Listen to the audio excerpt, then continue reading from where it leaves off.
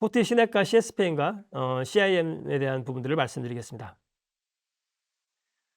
최근에 이제 클라우드에 대한 위협들이 굉장히 복잡해지고 있는 상황들이고요. 공격의 표현들도 굉장히 넓어지고 있고, 우리가 클라우드를 말씀드리기 전에 이제 클라우드를 가장 잘 설명한 게 NIST, 니스트에서 이제 클라우드를 설명을 하고 있는데, 기존의 이제 클라우드에 대한 어떤 그런 환경들 말고 이제 레가시 환경들, 우리가 온프라미스 환경이라고 얘기하죠. 그런 부분들과 비교를 많이 하게 됩니다. 비교를 해 봤을 때 나오는 얘기들이 어떻게 관리를 할 수 있을 것인가 하는 부분들이고요. 가시성이 없다는 부분들이 있을 겁니다. 예, 핵심적인 부분들이 바로 클라우드 설정에 대한 부분들일 텐데요. 이런 설정에 대한 부분들은 우리가 클라우드에 대한 부분들을 프로비저닝하고 우리가 설정을 했을 경우에 나타나는 그런 사항들일 겁니다. 실제 예상할 수 없는 사항들이 되겠죠. 이런 부분들에 대해서 얘기를 하고 있는 사항들인데, 클라우드 설정이 가장 큰 맹점으로 떠오르고 있는 사항들입니다. 600개 이상의 서비스가 AWS나 애저나 GCP에서 설정에 대한 이슈들이 있다는 부분들을 얘기하고 있고요. 500개 이상의 설정 자체가 AWS에서 인스턴스당 설정이 일어나고 있는 사항들이고, 서드 파트에서 굉장히 흔하게 우리가 초기의 공격 경로를 확인할 수가 있습니다. 서플라이 체인 공격에 대한 부분들, 공급망에 대한 이슈들에 대한 부분들이 클라우드 설정에서 일어나고 있다는 부분들을 얘기를 하고 있습니다.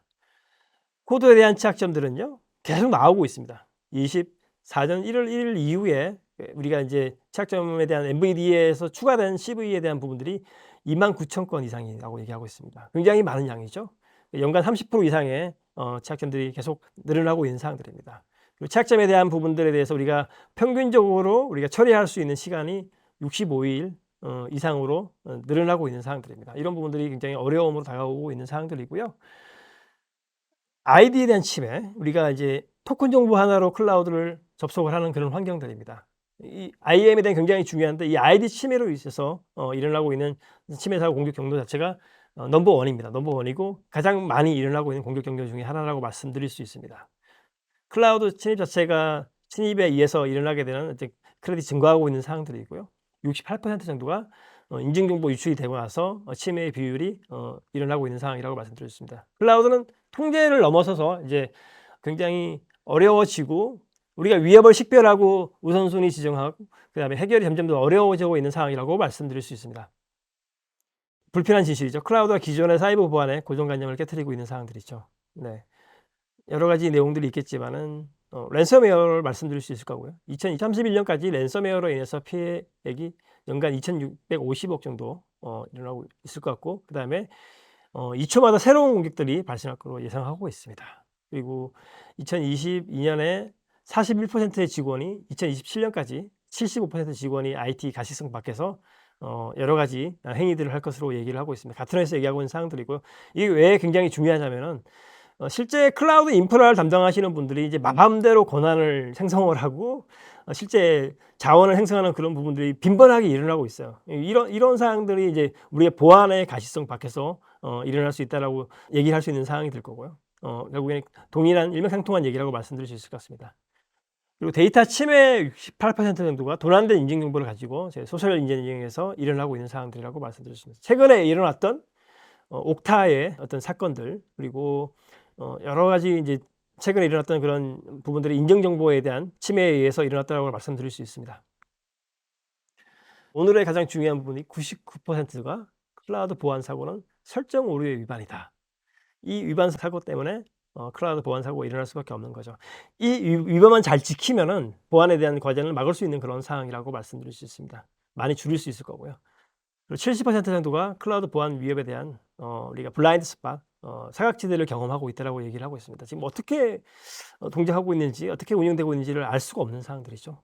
60% 정도가 우선순위 지정에 굉장히 어려움을 겪은 조직들의 비율이 늘어나고 있다, 여기 얘기하고 있습니다. 지금 보시는 화면은 AWS 책임 공유 모델에 대한 얘기인데요. 지금 아래에 보시는 AWS에 대한 부분들은 99% 정도 SLA에 대한 부분들을 AWS가 책임져 주고 있습니다. 물리적인 부분들, 인프라에 대한 부분들이 굉장히 잘 되어 있고, 거의 뭐 시스템 장애가 아니면 보안에 대한 사고는 일어나지 않습니다.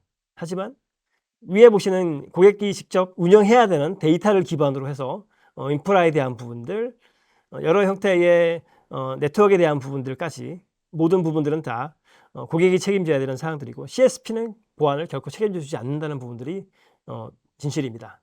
그래서 실제 보안에 대한 부분들을 직접적으로 다 적용할 수밖에 없는 사항들이고요.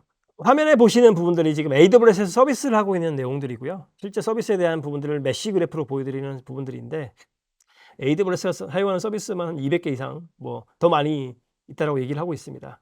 그리고 중간중간에 나올 수 있는 민감한 조치 사항들도 있었겠죠. IAM 권한에 대한 부분들, 우리가 중요한 정보가 될 수 있는 데이터베이스에 접근하는 경로에 대한 부분들, 그리고 무한 접속 경로가 됩니다. 클라우드는 제가 앞서 말씀드렸지만은 인프라 담당자분들이 이제 마음 놓고 관련된 부분에 대해서 지금 권한이나 이런 부분들 변경함에 따라서 있을 수 있는 그런 부분들, 그리고 네트워크에 대한 부분들이 기존에 사용했던 레가시 보안하고 다른 부분들이 있는 거죠. 이런 부분에 대해서 어떤 식으로 관리를 해야 될지, 기존에 있는 레가시 보안하고 인프라가 다르다는 부분들을 말씀드릴 수 있을 거고요.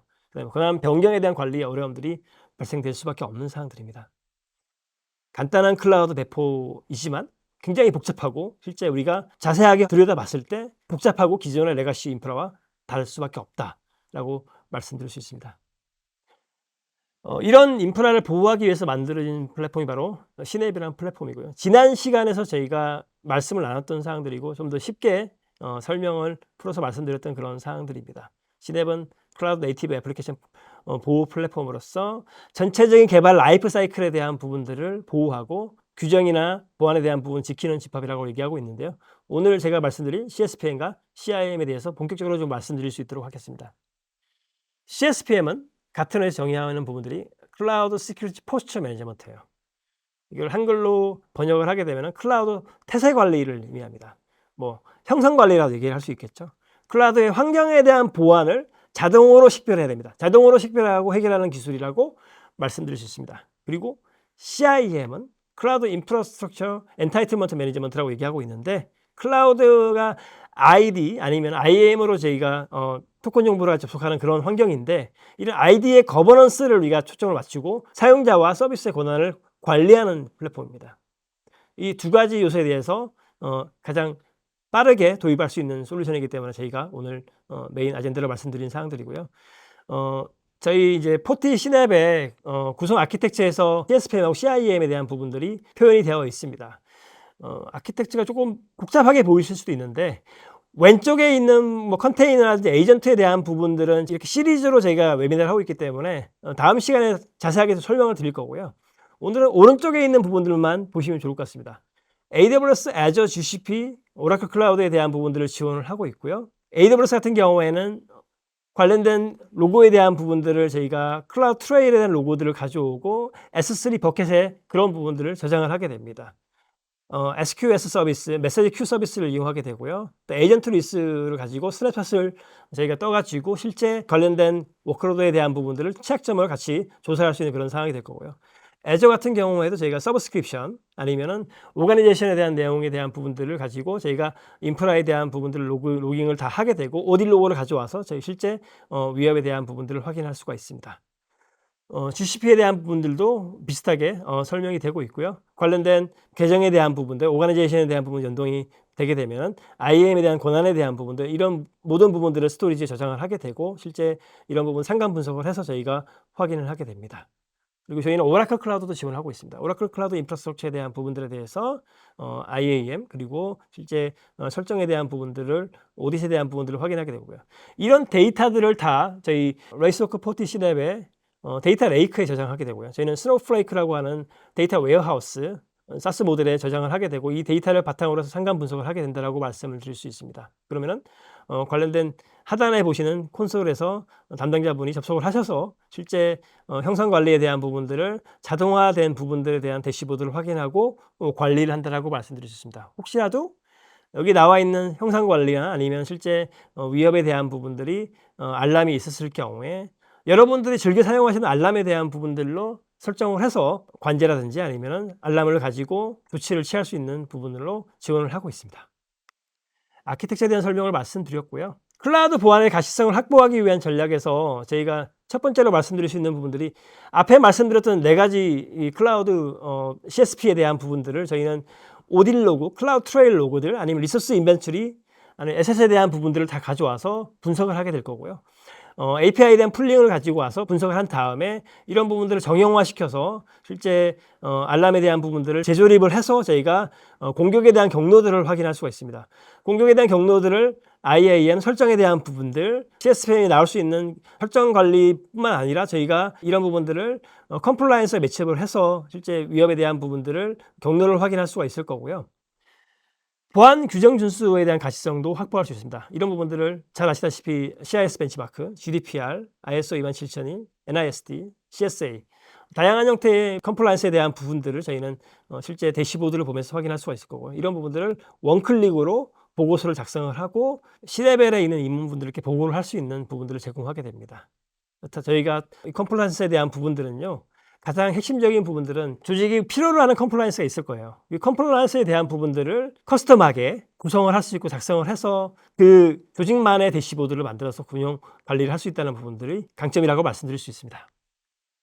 공격 경로를 자동으로 식별하는 거 굉장히 중요합니다. NG CSPM이라고 해가지고 넥스트 제너레이션 CSPM의 모든 기능들이 다 이런 부분들의 새로운 기술, 테크놀로지를 받아들이고 있고요. 실제 공격 경로를 식별을 하고 굉장히 중요한 이슈에 대한 부분들을 우리는 우선순위를 지정할 수 있다는 거죠. 앞에 나와 있는 CSP별로 그 데이터 레이크에서 알람을 다 만들어 놓고 아니면 데이터를 가져온 풀링의 데이터, API 데이터를 가지고 저희가 연결을 하게 될 거고 다양한 위험에 대한 경로에 대한 부분도 상관 분석을 하게 될 겁니다. 앞에 나와 있는 인터넷 담부터 시작해서 NNI, Security Group 아니면 우리가 사용하고 있는 EC2 인스턴스, IAM에 대한 부분들 그 내부에 있는 데이터까지 저희가 연결해서 어떤 위협이 있고 어떤 컴플라이언스에 대한 비준수 사항이 있는지 아니면 권한에 대한 부분들의 이슈가 있는지를 분석을 해서 확인을 할 수가 있습니다. 중요한 문제의 근본을 확인하는 게 굉장히 중요할 거고요. 지금 우리가 클라우드 자산 자체가 인터넷에 노출됐다.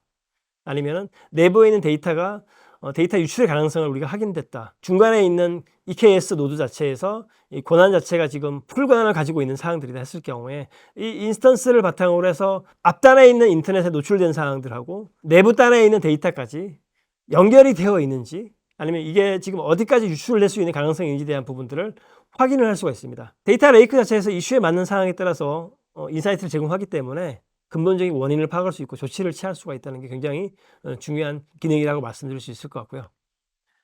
저희가 마지막으로 포티 C레벨을 사용해야 되는 어떤 당위성에 대한 부분들을 말씀드리겠습니다. CSPM하고 CIEM에 대한 부분들이 별도의 솔루션으로 지금 나와 있는 그 솔루션들도 많이 나와 있고요. 클라우드 네이티브 솔루션도 굉장히 많이 있습니다. 많이 있고 이런 솔루션들이 다 사일로화 되어 있는데 저희는 C레벨로 포괄적으로 통합이 되어야 된다. 앞에 말씀드렸던 자산으로 바탕으로 해가지고 저희가 CIEM의 권한하고 우리가 내부에 있는 S3 버켓 아니면 외부에 있는 설정까지 이런 부분들이 한 번에 보고 우리가 우선순위를 지정하고 처리를 하기 위해서는 포괄적으로 통합이 돼야 된다는 거죠.